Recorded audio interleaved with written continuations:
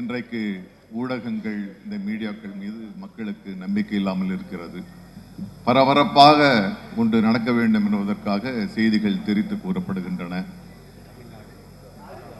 அதனால் பல விஷயங்கள் அரசியல் முடிவாக இருந்தாலும் சரி, எங்களுடைய சினிமா துறை பல நல்ல படங்கள் இந்த தவறான செய்திகளால் காணாமல் போய்விடுகின்றன. ஆக இந்த சூழலில் நான் உண்மையில் ஒன்று சொல்லுகின்றேன். எனக்கு செய்திகள் பார்ப்பது மிக மிக அவசியம். தேர்ந்தெடுத்து சில சேனல்ஸ் தான் நான் பார்ப்பேன். நான் அதில் ரொம்ப முக்கியமாக ஒரு ஆங்கில சேனல், அதை மட்டும்தான் நான் பார்ப்பேன். ஆனால் அதுவும் சில அழுத்தங்களால் வாங்கப்பட்டது அப்படின்ன உடனே அந்த 24/7 நான் வந்து பார்க்குறதே விட்டுட்டேன். நியூஸை 24/7 அந்த சேனலை சொல்ல, நான் நியூஸே பார்த்துட்டேன். ஸோ அதுக்கப்புறம் திரும்பியும் வந்து இந்த நம்பிக்கை என்னை திரும்பியும் வந்து நியூஸை பார்க்க வைக்குது.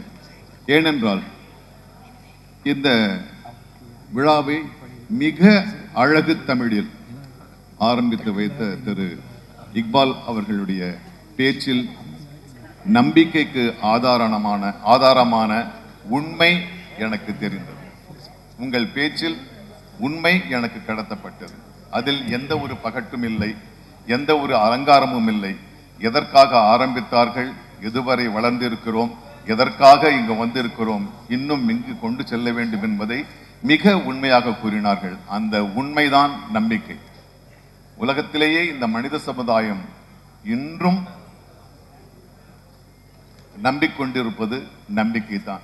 இன்று ஒரு கஷ்டம் வந்தாலும் நாளை விடிந்தால் நல்லது நடக்கும் என்ற ஒரு சிறு விவசாயியில் இருந்து பெரும் பணக்காரர்களிலிருந்து நாளை இந்த நம்பிக்கை என்பதுதான் இந்த வாழ்வோட்டமே நடந்து கொண்டிருக்கிறது. இந்த சூழலில் இந்த நம்பிக்கை என்கின்ற இந்த ஊடகம் எங்களுக்கு மிகுந்த ஒரு நம்பிக்கையை கொடுக்கிறது. ஏனென்றால் தெளிவான உண்மையான செய்திகள் எங்களுக்கு கிடைக்கும் என்ற நம்பிக்கை. தம்பி சீமான் அவர்கள் சொன்னது போல, நீங்கள் கிளை விடுவதல்ல, வேர் விட வேண்டும்.